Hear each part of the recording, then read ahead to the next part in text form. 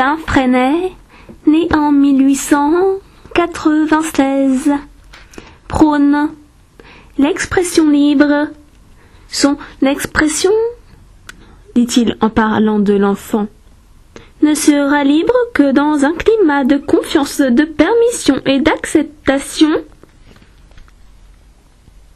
Célestin Freinet prône le tâtonnement expérimental.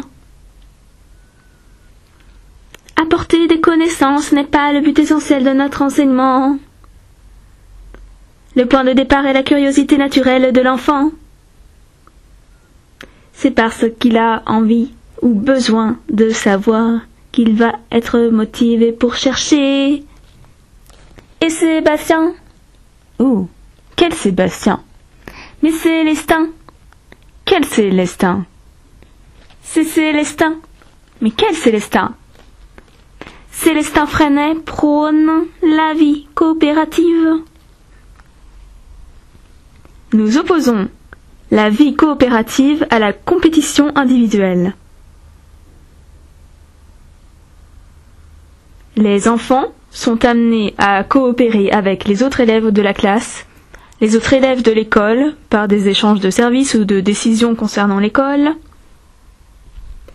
avec une classe éloignée avec laquelle on entretient une correspondance, avec les parents et dans l'ensemble avec toutes les personnes vivant autour de l'école. Célestin Freinet, en résumé, nous offre 9 points essentiels sur lesquels se baser pour une éducation nouvelle. Le but de l'éducation, Célestin Freinet, quel est-il? C'est le développement maximum de la personnalité de l'enfant.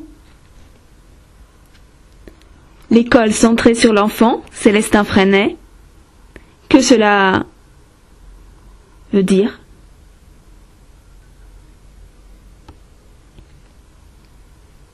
L'école traditionnelle était centrée sur la matière à enseigner. L'école de demain doit être centrée sur l'enfant, membre d'une communauté. Célestin Freinet, expliquez-nous ça. L'enfant construit lui-même sa personnalité avec l'aide des adultes.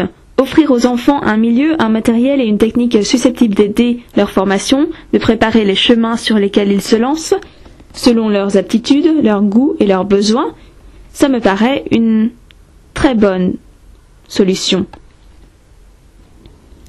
Célestin Freinet, l'école de demain sera l'école du travail, c'est ce que vous nous dites. Le travail est le moteur de la pédagogie populaire. Tête bien faite, mais mains expertes plutôt qu'outre bien pleines. Une discipline fonctionnelle, émanation du travail organisé. Pour une école du XXe siècle, pour l'homme du XXe siècle. Cela est fondamental au siècle de l'imprimerie, de l'image, des disques, de la radio, de la machine à écrire, de la photo, de la caméra, du téléphone, du train, de l'automobile, etc. Célestin Freinet. Cette réadaptation de l'école se fera de la base, c'est-à-dire à partir des enfants. Célestin Freinet.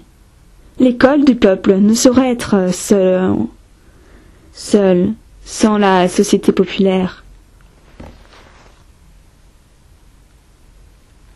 Voilà ce que retient la société. Freinet fut en effet un formidable pédagogue, mais il ne fut que cela.